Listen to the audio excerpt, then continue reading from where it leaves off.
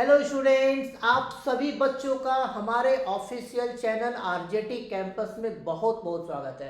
तो बेटा हम लोग चैप्टर को जो कंटिन्यू कर रहे थे ग्रेविटेशन फिजिक्स की लेक्चर, तो आज हम लोग नेक्स्ट लेक्चर को कंटिन्यू करेंगे और वो हमारा जो है पहला क्या था, केप्लर्स लॉ था। ठीक है, कैसे हैं आप लोग? बढ़िया ना? चलो ठीक है। तो केप्लर्स लॉ हमारा पहला था। उसके बाद आज की जो बेटा टॉपिक है हमारी, वो हमारी टॉपिक है universal law of gravitation and gravitation field. तो ये दो टॉपिक को बेटा हम लोग आज डिस्कस करेंगे। तो आप कॉपी पेन लेकर के बैठ जाइए। अगर आप जेई की तैयारी कर रहे हैं, नीट की तैयारी कर रहे हैं, तो आपके लिए काफ़ी इंपॉर्टेंट और फ्रूटफुल होगा ये सारे टॉपिक्स जो मैं आपको बता रहा हूँ। तो आप इसको कॉपी पेन लीजिए, बैठ जाइए, शांति से लेक्चर को वॉच कीजिए। छोटा टॉपिक है, कम टाइम का है और आपको जल्दी कंप्लीट कर देंगे ताकि आप अच्छे से सारी चीज़ें तैयार कर लें। ठीक है, टॉपिक को। तो chapter number gravitation, topic this. ठीक है बेटा, तो स्टार्ट करते हैं। ओके चलो। यूनिवर्सल लॉ ऑफ ग्रेविटेशन क्या होता है बेटा? न्यूटन साहब ने ना पूरे दुनिया में अगर कोई साइंटिस्ट हुआ सबसे बड़ा, greatest among the great scientist Newton थे। Greatest among the great scientist कौन थे? न्यूटन थे। ठीक है ना? उन्होंने लॉ ऑफ ग्रेविटेशन पता किया, बताया। लॉ ऑफ ग्रेविटेशन एक्चुअली बेटा क्या, एक हाइपोथेसिस है ना, आपको ध्यान रखना है। तो law universal law of gravitation क्या है? एक हाइपोथेसिस है।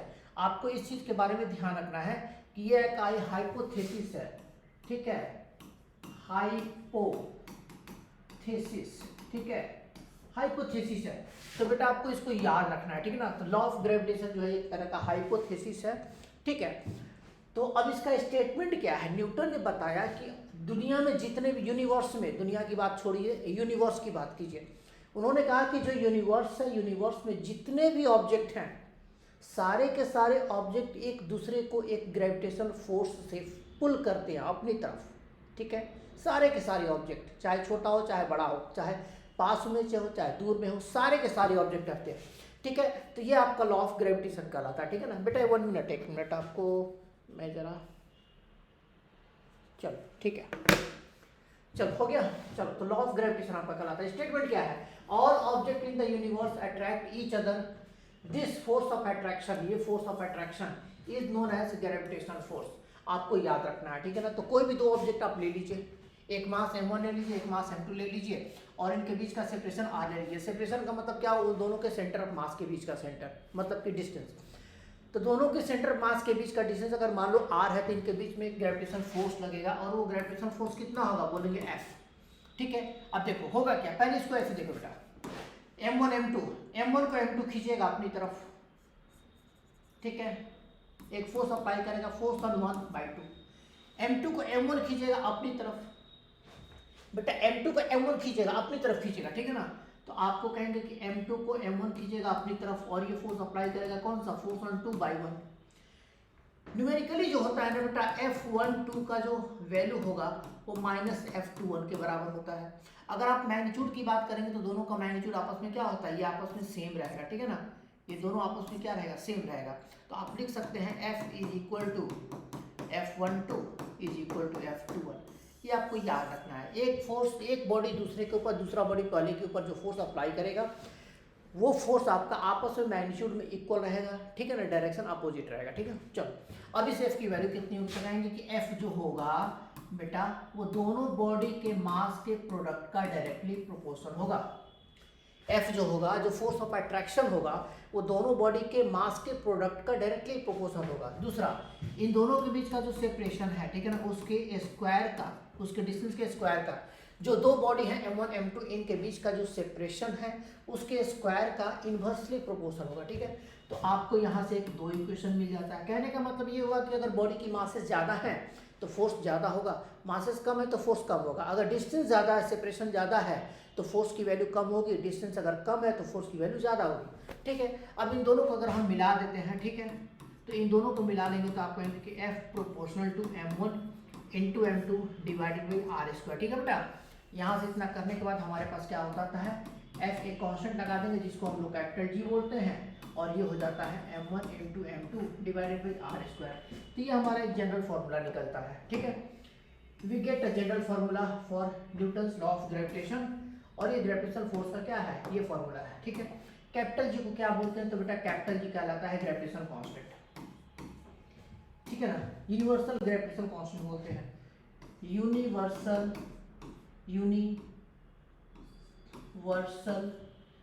ग्रेविटेशनल, ठीक है बेटा, ध्यान रखना है, यूनिवर्सल ग्रेविटेशन कांस्टेंट, ठीक है, इसकी वैल्यू आपको ये आपको कांस्टेंट होता है, ये हर जगह पे कांस्टेंट है, ये कभी चेंज नहीं होगा, कैपिटल जी कहीं पर भी चेंज नहीं होगा, ध्यान आपको रखना है, ठीक है ना। तो ये आपका फॉर्मूला निकल जाता है, ये this is called gravitational force of, universal law of gravitation का फॉर्मूला है, फोर्स का फॉर्मूला है। हर बॉडी दुनिया में, यूनिवर्स में जितने ऑब्जेक्ट हैं, सारे के सारे ऑब्जेक्ट इतने फोर्स से एक दूसरे को खींचते हैं। कोई भी दो बॉडी को अगर आप लेते हैं तो इतने फोर्स से आपको खींचेंगे एक दूसरे, ये फोर्स हमेशा अट्रैक्टिव होगा। अब इस फोर्स के बारे में कुछ आप जान लीजिए, ठीक है, इस फोर्स के बारे में कुछ कैरेक्टर्स डाल दिए, मैंने आपको यहाँ पे लिख दिया है, कुछ पॉइंट्स लिखे हैं। पहला नंबर क्या लिखा है बेटा, पहला नंबर आप देखिए जरा, मैंने पहला नंबर लिखा है कि this force is independent of medium, ध्यान रखना बहुत इंपॉर्टेंट है, मीडियम के ऊपर डिपेंड नहीं करेगा। आप एयर रखो, आप वैक्यूम कर दो, आप पानी में लेके जाओ, आप किसी जगह पे लेके जाओ, कहीं पे लेके आप जाएंगे, बॉडी के बीच का सेपरेशन अगर आप फिक्स रहते हैं, बॉडी फिक्स रहता है, तो कहेंगे कि Newton according to this law आप कहेंगे कि मीडियम के ऊपर डिपेंड नहीं करेगा। जितना फोर्स एयर में लगेगा उतना ही फोर्स आपको वैक्यूम में लगेगा, उतना ही फोर्स आपको किसी भी मीडियम में लगेगा, ठीक है ना। ग्रेविटेशनल फोर्स मीडियम इंडिपेंडेंट होता है, ठीक है। दूसरा, this force is always attractive, कभी भी रिपल्सिव नहीं हो सकता। कुछ फोर्सेज रिपल्सिव भी होते हैं, जैसे कि इलेक्ट्रोस्टैटिक फोर्स, ये आपका रिपल्सिव भी हो सकता है, ठीक है। तो आप कहेंगे कि ग्रेविटेशनल फोर्स हमेशा अट्रैक्टिव होगा, ठीक है। तीसरा number, this force obey Newton third law of motion. क्यों Newton third law of motion? क्योंकि फोर्सेज एक दूसरे को अपोजिट डायरेक्शन में काम करता है, मैग्नीट्यूड इक्वल रहेगा, डायरेक्शन ठीक उल्टा रहेगा, ठीक अपोजिट, तो ये न्यूटन थर्ड लॉ को ओबे करेगा। तो आपको ये भी याद रखना है। तीसरा, सेंट्रल होता है। सेंट्रल का क्या मतलब होता है? बोलोगे सेंट्रल का मतलब होता है जैसे कि M1 M2 है, तो इन दोनों का जो सेंटर ज्वाइन कर रहा है लाइन, उनके साइड से उस लाइन के अलोंग फोर्स काम करता है। दोनों M1 M2 जो ब्लॉक हैं, उनकी जो सेंटर को जो लाइन ज्वाइन करेगा उसके अलोंग फोर्स काम करेगा, इसलिए हम क्या कहते हैं, सेंट्रल होता है, ठीक है। तो फोर्स का नाम सेंट्रल भी होता है। It follow inverse square law. Why inverse square law? क्योंकि F जो है R स्क्वायर का इनवर्सली प्रोपोर्शन है फॉर्मूला के अकॉर्डिंग, ठीक है, इसलिए बोलते हैं इनवर्स स्क्वायर लॉ। छठा नंबर क्या है, this force is conservative in nature. Conservative का क्या मतलब है? वर्क एनर्जी चैप्टर में बेटा हम कहते हैं कि अगर कोई फोर्स कंजर्वेटिव है तो उसका क्या डिफिनीशन होता है। अगर कोई फोर्स कंजर्वेटिव होता है बेटा तो हम लोग कहते हैं कि इसका मतलब है कि उस फोर्स के कारण वर्क डन पाथ के ऊपर डिपेंड नहीं करेगा किसी भी दो पॉइंट के बीच में। अगर किसी दो पॉइंट के बीच में फोर्स के कारण से वर्क डन पाथ के ऊपर डिपेंड नहीं करेगा तो फिर कहते हैं कि वो फोर्स कैसा है, कंजर्वेटिव है, राइट। ये आपको ध्यान रखना है। तो ये कंजर्वेटिव होता है। Formula G m1 m2 r square, this formula is only applicable for point mass. ध्यान रखना है, पॉइंट मास के लिए हम डायरेक्ट अप्लाई कर सकते हैं। अगर मासेस पॉइंट नहीं है, बड़ी बॉडी, एक बॉडी बहुत बड़ा एक बहुत छोटा है, या फिर अलग अलग शेप के बॉडी हैं, तो उसके लिए भी फॉर्मूला अप्लाई करेंगे, लेकिन डिफरेंशियल फॉर्म में यूज करेंगे। G m1 m2 r square को डिफरेंशियल फॉर्म में, तो डायरेक्ट फॉर्मूला हम नहीं कर सकते, डिफरेंशियल फॉर्म लेकर के हमें अप्लाई करना है, ये कहने का मतलब है। दूसरा, एंडस्टेन, यहाँ पे देखो only applicable for unit masses understand, ये आपको ध्यान रखना है होल स्फीयर के लिए, ठीक है। ये कुछ पॉइंट्स है जो आपको रिमेंबर रखना है, ठीक है बेटा। चलो आगे चलते हैं, ठीक है, आप एक बार देख लीजिए अच्छे से, फिर आगे चलते हैं। चलो अब बात आती है सुपरपोजिशन प्रिंसिपल। एक से ज्यादा ऑब्जेक्ट है, दो से ज्यादा ऑब्जेक्ट है, दो बॉडी होगा तो फोर्स लगेगा। अगर दो से ज्यादा ऑब्जेक्ट है तो हर बॉडी एक दूसरे के ऊपर फोर्स एक्सर्ट करेगा, एक खींचेगा दूसरे को, दूसरा खींचेगा तीसरे को, तीसरा खींचेगा चौथे को, सब एक दूसरे को खींचेंगे, सब के सब। तो ये सुपरपोजिशन प्रिंसिपल कहलाता है। एक बॉडी से ज़्यादा, दो बॉडी से ज़्यादा अगर बहुत सारे बॉडी है, मल्टीपल सिस्टम ऑफ बॉडीज है, तो वहाँ पे जो फोर्सेज एक्ट होते हैं उनको हम क्या कहते हैं, उनको बोलते हैं सुपरपोजिशन प्रिंसिपल, ठीक है ना। जैसे एग्जाम्पल यहाँ पे हुआ, हम कहेंगे कि मान लो कि ये बॉडी 1 है, ये बॉडी 2 है, ये बॉडी 3 है, इन दोनों के बीच में, जैसे कि मैं अगर इसको चूज कर लूँ, मैं कह दूँ कि इसको चलो इसके ऊपर फोर्स बताओ, तो फोर्स ऑन 3 बोलेंगे, फोर्स ऑन 3 क्या लगेगा, बोलेंगे फोर्स ऑन 3 क्या लगेगा, तो एक फोर्स ऑन 3/2 लगेगा। ये वेक्टर फॉर्म में लिखोगे, इसको वेक्टर फॉर्म में लिखो। और दूसरा, वन बॉडी जो है 3 के ऊपर अप्लाई करेगा तो बोलोगे फोर्स ऑन 3/1 भी होगा, ठीक है। This is called superposition principle. Superposition का मतलब सीधा निकलता है कि फोर्सेज, जब आपको बॉडी बहुत ज़्यादा है तो आपस में जितने भी फोर्स, किसी भी एक बॉडी के ऊपर नेट फोर्स निकालते हैं तो उसको हम सुपरपोजिशन प्रिंसिपल से निकालते हैं, ठीक है। जैसे कि यहाँ पे भी हम कह रहे हैं कि चलो ये ऑब्जेक्ट है, इसके ऊपर एफ नेट कितना लगेगा, ठीक है। तो आप कहेंगे कि एफ नेट के लिए हमें क्या करना पड़ेगा, सारे फोर्सेस को निकालो, सारे बॉडी के कारण जो और अलग अलग बॉडी यहाँ पे प्रेजेंट है तो उनके कारण से फोर्सेस निकालो, उनको सबको रिजल्टेंट ले लो, ठीक है ना। तो बोलेंगे कि F1 + F2 plus dot dot जितने बॉडी हैं सबका अलग अलग फोर्स निकालो, सबको ऐड करो।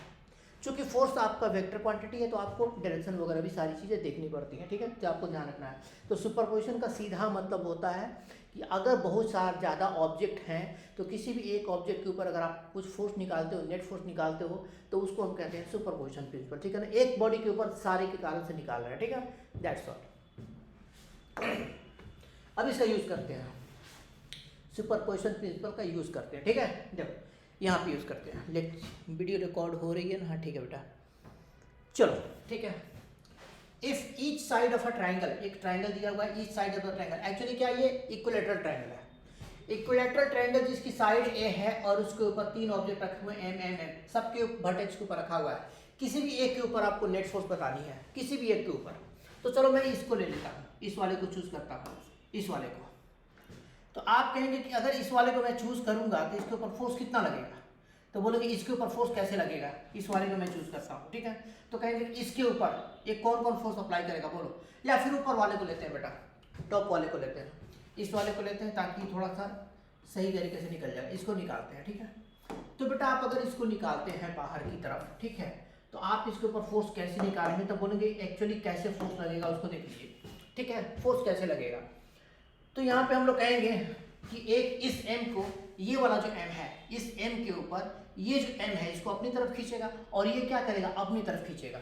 तो एक फोर्स हम दिखाएंगे इधर की तरफ और दूसरा फोर्स दिखाएंगे इधर की तरफ। किसी भी एक के ऊपर दूसरे के कारण से निकालना है, ऐसे दिखा देंगे, ठीक है। अब आप इसको मान लो कितना, मान लो कि ये फोर्स कितना है, F1 है, और इस फोर्स को मान लो ये फोर्स कितना है, इस फोर्स को मान लो F2 है। अब बेटा आप जरा सोच के देखिए दोनों के बीच में एंगल कितनी होगी, तब बोलेंगे दोनों के बीच में एंगल हो जाएगा 60 डिग्री, ठीक है, क्योंकि इक्विलेटरल ट्रायंगल है ये।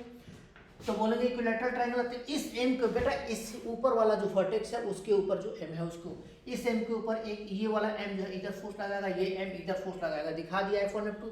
अब आप यहाँ पे कहेंगे कि F1 का जो मैग्नीट्यूड होगा F2 के मैग्नीट्यूड के बराबर होगा और इसको मान लेते हैं F।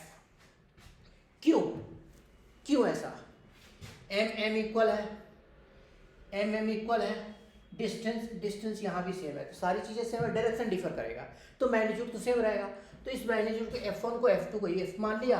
अब हम F की वैल्यू कितना लिखेंगे, तो आप यहाँ पे लिखेंगे F इज इक्वल टू कितना, तो देखिए फॉर्मूला कहता है कि G m1 m2 को जगह m into M divided by a square, ठीक है ना, दैट्स ऑल।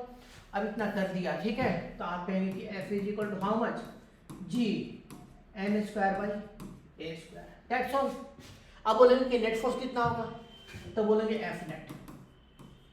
तो बोलेंगे एक्चुअली बेटा F नेट क्या है, इन दोनों का रिजल्टेंट है, F1 F2 का रिजल्टेंट है, ठीक है। तो कहेंगे कि इसको वेक्टर फॉर्म से निकालेंगे, तो बोलेंगे F1 square plus F2 square plus 2 F1 into F2 into cos 60 degree, ठीक है, और इसका रूट कर दोगे आप, ठीक है, F स्क्वायर 2F स्क्वायर कर दो, फिर 2F स्क्वायर कर दो, फिर cos 60 की जगह हाफ कर दो, ठीक है बेटा, हाफ से 2 कट गया, कितना बचा 3F स्क्वायर, अंडर रूट कर दोगे, रूट 3 को बाहर निकालोगे F हो जाएगा, F की वैल्यू हम डाल देंगे यहाँ पे, that's all. This is the net force on the any one object by other 2 object, ठीक है। तो ये हमारा फोर्स हो जाएगा बेटा, ठीक है ना। तो इसको आप अच्छे से याद रखें कैसे हमने किया, सुपरपोजिशन प्रिंसिपल यूज करके हमने सॉल्व किया, ठीक है। चलो आगे चलते हैं, ठीक है, नेक्स्ट। अब बात आती है यहाँ पे देखिए बहुत सारे ऑब्जेक्ट हैं, ओरिजिन पे से लेकर के ओरिजिन पे रखा है एक ऑब्जेक्ट को एम मास को 1 मीटर पे, 2 मीटर पे, 4 मीटर पे, 8 मीटर पे, ऐसे हम लोग कहाँ तक रखा है, इन्फिनिटी तक रखा है, ठीक है ना। कह रहा है कि if object are kept up to infinity then find net force on object at origin. अगर ऑब्जेक्ट को हम कंटिन्यूअसली रख दिए हैं इन्फिनिटी तक, ओरिजिन से लेकर के इन्फिनिटी तक रखे हैं, कैसे रखे हैं, एक ऑब्जेक्ट रखा ओरिजिन पे, दूसरा ऑब्जेक्ट रखा बेटा 1 मीटर पे, तीसरा ऑब्जेक्ट रखा 2 मीटर पे, 4 मीटर पे, 8 मीटर पे, ऐसे रखते चलेगा। ओरिजिन वाले पर अदर कितने फोर्स अप्लाई करेंगे, तो बोलेंगे देखिए होगा क्या, ओरिजिन वाले पर अदर जितने भी ऑब्जेक्ट है सब उसको खींचेगा, एक ओरिजिन पे सब उसको खींचेगा अपनी तरफ, सबका सब, सारे बॉडी के कारण से जो फोर्स होगा वो सारा एक ही डायरेक्शन में होगा और सबको ऐड करके बात खत्म, ठीक है। अब देखिए यहाँ पे कैसे निकालते हैं, F नेट, ठीक है, ऑन ओरिजिन, ठीक है, origin is equal to F ले लेते हैं, ठीक है ना। तो इस एफ की वैल्यू आप कितना लिखेंगे, बोलेंगे F is equal to F1 ले लो, F2 ले लो, F3 ले लो, ये सब कहाँ तक जाएगा, इन्फिनिटी तक जाएगा। अब बेटा इसको जरा देखिए, 1 मीटर पे 1 मीटर पे जो ऑब्जेक्ट रखा हुआ है वो क्या करेगा, पुल करेगा। 2 मीटर वाला भी पुल करेगा, 4 मीटर वाला भी पुल करेगा, 8 मीटर वाला भी पुल करेगा। तो सबकी फोर्स को ऐड करो। 1 मीटर वाला बोलेंगे G, इसके बीच में M1 M2 बाई 1 स्क्वायर। अब इसके बीच में 2 मीटर के बीच में तो बोलेंगे G M1 M2 by 2 square. फिर लिखेंगे G M1 M2 by 4 square. ऐसे बेटा सब चला जाएगा, ठीक है। अब इतना जाने के बाद आप इसको जरा देखिए, GM स्क्वायर बाहर निकालिए, GM स्क्वायर बाहर निकाल लेते हैं।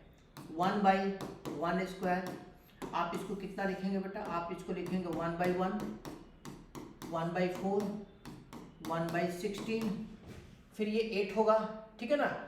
तो 1 बाई कितना 64 प्लस ऐसे चला जाएगा। तो 1 बाई 1, 1 बाई 4, 1 बाई 16, 1 बाई 64 ऐसे चला जाएगा। 8 यहाँ 8 स्क्वायर इधर की तरफ आएगा, उसका स्क्वायर करेंगे 64 आएगा, ठीक है ना। तो अब बात आती है बेटा, इसको अगर आप ब्रैकेट में कर लेते हैं तो आपको नेट फोर्स की बात आएगी। तो G N स्क्वायर ये तो रहेगा। अब इसको कैसे सॉल्व करेंगे बेटा, ब्रैकेट के अंदर में एक GP है, पहला टर्म, दूसरा टर्म, तीसरा टर्म। 1 बाई 1 पहला टर्म है बेटा, 1 बाई 4 दूसरा टर्म है, 1 बाई 16 तीसरा टर्म है, 1 बाई 64 चौथा टर्म है। ऐसे आपको जा रहा है। अब ये एक GP फॉर्म कर रहा है। GP का मतलब हुआ कि पहले टर्म को सेकेंड टर्म से डिवाइड करो तो 1 बाई 4 आएगा, सेकेंड टर्म को थर्ड टर्म से डिवाइड करो तो भी 1 बाई 4 आएगा, थर्ड टर्म को फोर्थ टर्म से डिवाइड करो तो भी 1 बाई 4 आएगा। तो एक कॉमन रेशियो आ रहा है, ये कॉमन रेशियो कहलाता है। इसको सॉल्व करने का बेटा तरीका ये है कि हम लोग यहाँ पे आएंगे और इसको हमने जीपी का जो अब ये कहाँ तक है बेटा, तो बोलेंगे ये इन्फिनिटी तक है। तो इनफाइनाइट जीपी फॉर्म कर रहा है। इनफाइनाइट जीपी का जो सम होता है उसका जो फॉर्मूला होता है a divided by 1 minus R. ए बेटा होता है फर्स्ट टर्म, आर होता है कॉमन रेशियो। कॉमन रेशियो का मतलब क्या होता है, बोलेंगे कि कॉमन रेशियो आर का मतलब हुआ कि सेकेंड टर्म को पहले से डिवाइड करो, सॉरी फर्स्ट टर्म को सेकेंड टर्म से डिवाइड करो, a1 को a2 से डिवाइड करो, a2 को a3 से डिवाइड करो, a3 को a4 से डिवाइड करो, ऐसे निकालते हैं, ठीक है ना बेटा। अब आप इसको सॉल्व करेंगे तो बोलेंगे g into M square. First term क्या है तो बोलेंगे 1 है, यहाँ पे पहला 1 बाई 1 1 है, ठीक है, इसको लिख देंगे यहाँ पे, ठीक है। 1 minute, 1 divided by 1 minus ratio कितना आएगा, तो बोलेंगे पहले टर्म को सेकंड से डिवाइड करेंगे 1 बाई 4 आएगा, सेकंड को थर्ड से डिवाइड करेंगे 1 बाई 4 आएगा, थर्ड को फोर्थ से डिवाइड करेंगे 1 बाई 4 आएगा। तो कहेंगे कि कॉमन जो रेशियो होगा वो 1 बाई 4 हो जाएगा, ठीक है। तो बेटा यहाँ पे g into M square, denominator में आपको हो जाएगा 3 बाई 4, ठीक है। कितना हो जाएगा 1 माइनस 1 बाई 4 आपका हो जाएगा 3 बाई 4। फाइनली आपका आंसर क्या हो जाएगा 4 by 3 g into M square, ये आपका आंसर हो जाएगा। This is the net force on the object at origin by other all object kept up to infinity, ठीक है ना, आपको ध्यान रखना है। चलो बेटा आगे चलते हैं। अब आते हैं ग्रेविटेशन फील्ड के ऊपर। बेटा ग्रेविटेशन फील्ड क्या होता है, ग्रेविटेशन फील्ड क्या एक्चुअली क्या है ना कि ये एक लाइन ऑफ फोर्सेस को इंडिकेट करता है। कहीं पर भी एक ऑब्जेक्ट होगा, मान लो एक ऑब्जेक्ट कहीं रखा हुआ है, दूसरे ऑब्जेक्ट को जब इसके इलाके में लाओगे तो ये क्या करेगा, छोड़ेगा थोड़ी, कहेगा कि नहीं आ जा मेरे पास, तो ये पुल करता है। किसी भी एक ऑब्जेक्ट के इलाके में दूसरी ऑब्जेक्ट को जब आप रखेंगे तो ये क्या करेगा, ये आपको दूसरा ऑब्जेक्ट को पहला ऑब्जेक्ट पुल करेगा। तो ये क्यों पुल करता है, बोलते हैं कि एक्चुअली पहला ऑब्जेक्ट एक अपना ग्रेविटेशन फील्ड डेवलप करता है, एक रीजन डेवलप करता है, जिस रीजन में दूसरी ऑब्जेक्ट कोई भी आएगी तो उसके ऊपर वो फोर्स एक्सर्ट करेगा, इसी को ग्रेविटेशन फील्ड बोलते हैं। मैंने डिफाइन कर दिया है यहाँ पे, gravitation field is characteristic of an object due to which it exert gravitational force on other body which is kept near to it. ये आपको ध्यान रखना है, ये आपको ग्रेविटेशनल फील्ड का नॉर्मल डिफिनीशन आप कह सकते हैं, ठीक है। अब बात आती है दूसरा point, gravitational field lines are imaginary lines, ये आपको दिखेगा नहीं, ऑब्जेक्ट फोर्स लगा रहा है तो ठीक है लगेगा, ऑब्जेक्ट के ऊपर फोर्सेस लगेंगे, लेकिन फील्ड आपको दिखेगा नहीं, तो इसलिए हम कहते हैं इमेजनरी लाइन्स है। ठीक है, these are imaginary lines. These lines indicate direction of gravitational force। अब ये लाइन क्या इंडिकेट करता है? ग्रेविटेशन फोर्स के डायरेक्शन को इंडिकेट करता है। कुछ लाइंस हमने बेटा आपको प्लॉट किया है, ठीक है ना। यहाँ पे देखिए, एक पॉइंट मास, ये क्या है? Point mass. पॉइंट मास को कहीं पर भी रखोगे तो उसकी ग्रेविटेशन फील्ड कैसे निकालोगे? तो बोलोगे उसको निकालने के लिए तरीका है, एक पॉइंट मास के कारण से ग्रेविटेशन फील्ड निकालने का तरीका है। जैसे कि मैंने पॉइंट मास दिखा दिया, लाइन ऐसे दिखा दिया, चारों तरफ से आते हुए दिखा दिया, from all directions, radially inward दिखा दिया। क्या इंडिकेट कर रहा है? तो बोलेंगे ये रेडियली इनवर्ड ग्रेविटेशन फील्ड को दिखा रहा है। मतलब ये कि अगर आप इसके इलाके में, इसके इस पॉइंट मास के इलाके में अगर आप कोई दूसरी ऑब्जेक्ट को ला के रखते हो तो उस ऑब्जेक्ट के ऊपर इसी लाइन के लॉन्ग फोर्स एक्ट करेगा। तो ये ग्रेविटेशन फील्ड बताता है। तो ये एक्चुअली लाइंस ऑफ फोर्स को बताता है। किसी भी पॉइंट मास के कारण से, किसी मास के कारण से अगर आप फील्ड दिखाते हो तो बोलोगे कि वो क्या इंडिकेट कर रहा है? तो वो ये इंडिकेट कर रहा है कि उसके इलाके में अगर कोई दूसरी बॉडी ला के वहाँ पे रखेंगे तो उसके ऊपर फोर्स लगेगा वो, ठीक है ना। बस आपको ध्यान रखना है। ये रेडियली इनवर्ड जो इंडिकेट कर रहा है, ये इनवर्ड का मतलब हुआ कि इस पॉइंट मास के इलाके में कोई दूसरी एक बॉडी यहाँ पे रखा तो बोलेंगे फोर्स सीधा लगेगा, एक यहाँ पे रखा था फोर्स सीधा लगेगा, एक यहाँ पे रखा फोर्स सीधा लगेगा, ऐसे फोर्स लगेगा, ठीक है ना। आपको ध्यान रखना है। शेल, शेल का मतलब हॉलो स्फीयर होता है। सेल के ऊपर भी रेडियली इनवर्ड है, लेकिन सेल के अंदर में आपको ध्यान रखना है, सेल के अंदर में ग्रेविटेशन फील्ड क्या है? जीरो। फील्ड को हमने ई से डिनोट कर दिया। अंदर में फील्ड नहीं होता है, बाहर में फील्ड होता है। मतलब कि अगर आप सेल के अंदर में किसी बॉडी को रखते हैं तो उसके ऊपर वो सेल फोर्स नहीं लगा पाएगा, बाहर में रखोगे तब लगा पाएगा। ये सेल की ग्रेविटेशन फील्ड की डायरेक्शन होती है, नेचर होती है। स्फीयर, ये क्या है? बोलेंगे कि ये हमारा शेल था, ठीक है। ये क्या था? शेल, ठीक है। ये क्या है? बोलेंगे स्फीयर है। स्फीयर का मतलब क्या होता है बेटा? स्फीयर का मतलब होता है बेटा सॉलिड। तो सॉलिड स्फीयर का लाइन देखिए हम कैसे दिखाएं, सेंटर तक दिखा है। तो मतलब कि अगर बॉडी को, किसी बॉडी को उसकी स्फीयर के अंदर रखोगे तो भी वो फोर्स एक्सर्ट करेगा अपनी सेंटर की तरफ, बाहर रखोगे तो भी फोर्स एक्सर्ट करेगा अपनी सेंटर की तरफ। अर्थ एक एग्जाम्पल है। अर्थ क्या एक एग्जाम्पल है स्फीयर का। अर्थ के बाहर में बॉडी को रखिए तो भी अपनी सेंटर की तरफ खींचेगा, अर्थ के अंदर में कहीं पर रखेंगे तो भी अपनी सेंटर की तरफ पुल करेगा, ठीक है ना। ये आपको एग्जाम्पल हो गया। एक पॉइंट मास ग्रेविटेशन फील्ड का डायरेक्शन बॉडी की तरफ होता है, यहाँ पे दिखा दिया है। फॉर्मूला क्या होता है ग्रेविटेशन फील्ड का? तो ग्रेविटेशन फील्ड का फॉर्मूला E बराबर Gm/r²। एक पॉइंट मास के कारण से Gm/r² फॉर्मूला होता है। दूसरी चीज यहाँ पे देखिए, general formula at any point it is defined as force per unit mass. ध्यान रखना, ग्रेविटेशनल फील्ड किसी भी जगह पर अगर आप डिफाइन करना चाहते हैं कि कैसे हम उसको डिफाइन करेंगे, तो किसी भी एक जगह पे ग्रेविटेशनल फील्ड जो होता है उस जगह पर फोर्स पर यूनिट मास के बराबर होता है। तो ये जनरल फार्मूला आपको याद रखना है, ठीक है बेटा। ये बहुत ही इंपॉर्टेंट कॉन्सेप्ट है, आपको याद रखना है, ठीक ना। It is defined as E बराबर F/m, force per unit mass. ये जनरल डेफिनेशन है, जनरल फार्मूला है ग्रेविटेशनल फील्ड का, ठीक है। E को यहाँ पे क्या बोलेंगे? बोलेंगे E क्या है? तो आप E को यहाँ पे लिखेंगे, बोलेंगे E जो है, ठीक है, E जो है ग्रेविटेशनल क्या है? ग्रेविटेशनल फील्ड है, ठीक है। ये आपको ध्यान रखना, दिस इज ग्रेविटेशनल फील्ड। चलो आगे चलते हैं बेटा हम, है ना। चलो अब आगे कुछ पॉइंट्स मास हैं, कुछ शेप है जिनके कारण से ग्रेविटेशनल फील्ड की वैल्यू कहाँ पे कितनी होती है आपको याद रखना है, ठीक है। इसी तरह का एक सेम कॉन्सेप्ट जो है हम लोग इलेक्ट्रोस्टैटिक में यूज करेंगे क्लास 12 में। सेम तरह का कॉन्सेप्ट यूज होता है, ठीक है। अगर कोई पॉइंट मास है, उस पॉइंट मास से r डिस्टेंस पर ग्रेविटेशनल फील्ड की जो वैल्यू होती है उसकी वैल्यू ऐसे चेंज होता है, देखो ग्राफिकली ऐसे चेंज होता है। और फॉर्मूला क्या है? Gm/r²। मतलब एक ग्रेविटेशनल फील्ड r² का इन्वर्सली प्रोपोर्शन Gm/r²। ये फॉर्मूला आपको याद रखना है, पॉइंट मास से r डिस्टेंस पर Gm/r², ठीक है। चलो शेल के कारण से बेटा, सेल के कारण से हमने कह दिया कि सेल के अंदर में फील्ड जीरो होगा, सेल के बाहर में फील्ड होता है, फोर्स एक्सर्ट होता है, ठीक है ना। तो कहेंगे कि सेल के अंदर में, देखिए ग्राफ मैंने कैसे दिखाया है, सेंटर से लेकर के r रेडियस तक, सेल के सेंटर से r रेडियस तक हमने फोर्स को क्या रखा है? जीरो रखा है, ठीक है ना। यहाँ पे फोर्स नहीं लगेगा, ठीक है बेटा, ये हमने जीरो दिखाया, ठीक है, ऐसे जीरो दिखाया है। आर रेडियस से जब आप आगे जाओगे, सरफेस के बाहर जाओगे, तो फोर्स कैसा होगा, बोलेंगे ग्रेविटेशनल फील्ड इनवर्सली प्रोपोर्शनल होगा, ठीक है, आपको ध्यान रखना, ठीक है ना। तो ई की वैल्यू अंदर में जीरो, अंदर में ई की value zero, gravitational field shell के अंदर में कहीं पर भी जीरो।